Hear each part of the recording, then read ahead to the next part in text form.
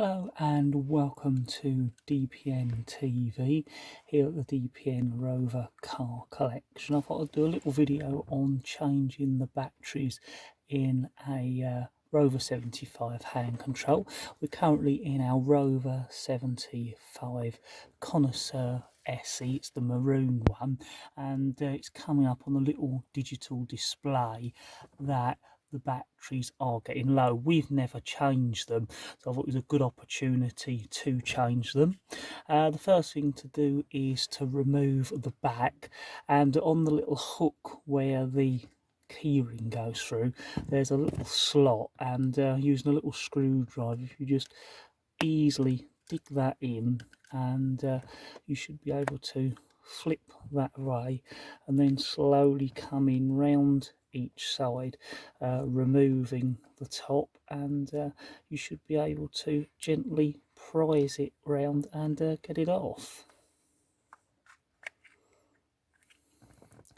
I'm being quite cautious of it because you don't want to damage the casing.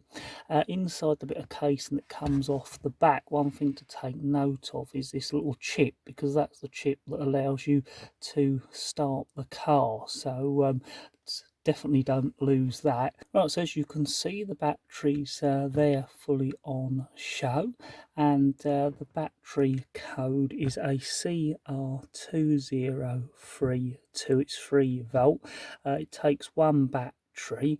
So what I do when removing these batteries is that I always use something plastic, like a trim removal tool or anything that's non-conductive, because I always worry about shorting these out. You probably haven't got to worry too much, but it's obviously best to be safer than sorry, because once you've shorted them out, it's a lot of problems, because it's like you can't sort out at home.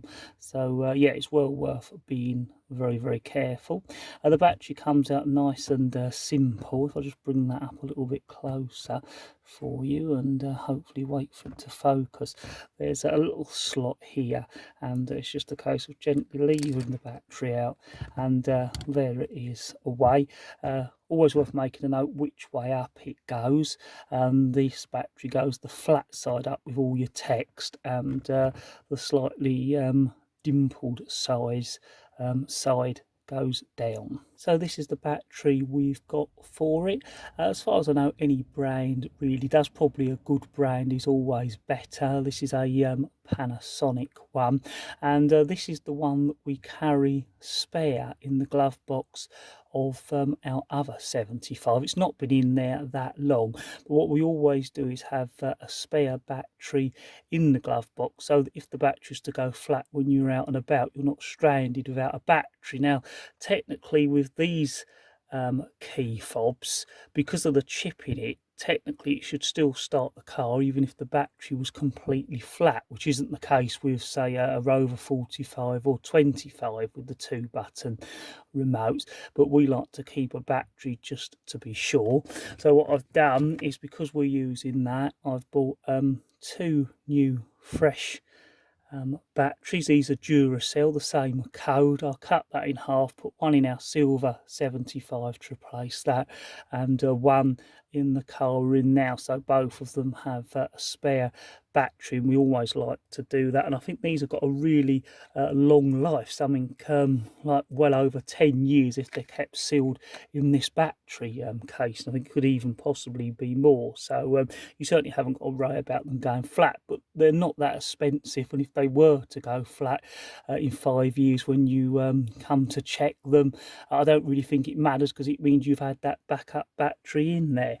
Right, so now we've got that out, it's just a case of opening this battery up and removing it. I always try not to touch it too much or get any fingerprints on it, so that there's no problems with any contacts. I'll just show you that again so you can see the coding that's written on it. So now it's just a case of gently putting it back into the key fob.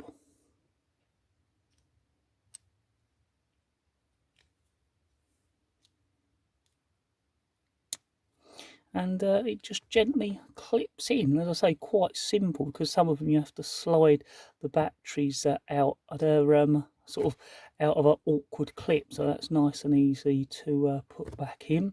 Now all we've got to do is put the lid back on. Once again, make sure that little chip is in there and it hasn't fell out at all.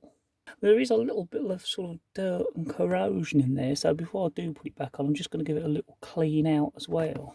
So that's all nice and cleaned out.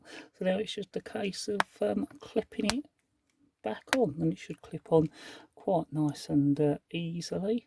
And that key ring now has got its new battery, and the last thing to do is to just check that it does work.